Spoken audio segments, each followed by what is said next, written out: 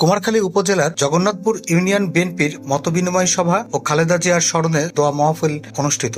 কুষ্টিয়া কুমারখালী উপজেলার জগন্নাথপুর ইউনিয়ন বিএনপির নেতৃবৃন্দের এক মতবিনিময় সভা ও বাংলাদেশের 3 বারের সাবেক সফল প্রধানমন্ত্রী গণতান্ত্রিক আন্দোলনের প্রতীক বিএনপির সাবেক চেয়ারপারসন বেগম খালেদা জিয়ার স্মরণে তার আত্মার মাগফিরাত কামনায় দোয়া মাহফিল অনুষ্ঠিত হয়। কুমারখালী জগন্নাথপুর ইউনিয়ন বিএনপি কর্তৃক আয়োজিত এ দোয়ার মাহফিল মঙ্গলবার বিকাল 3টায় কুমারখালী উপজেলা বিএনপির কার্যালয়ে সম্পূর্ণ হয়। জগন্নাথপুর ইউনিয়ন বিএনপির সাবেক সাধারণ সম্পাদক আব্দুল হান্নানের সভাপতিত্বে দোয়ার মাহফিলে প্রধান অতিথি হিসেবে বক্তব্য রাখেন কুমারখালী খোকসা কুষ্টিয়া 4 আসনের বিএনপি মনোনীত প্রার্থী সৈয়দ মেহেদী আহমেদ রুমি। বক্তব্য রাখেন জেলা বিএনপির সাবেক সদস্য ও কুমারখালী উপজেলা বিএনপির সাবেক যুগ্ম আহ্বায়ক খন্দকার মুস্তাফিজুর রহমান তুহিন, কুমারখালী পৌর বিএনপির সাবেক সাধারণ সম্পাদক তরিকুল ইসলাম লিপন সহ ইউনিয়নের বিভিন্ন স্তরের নেতৃবৃন্দ।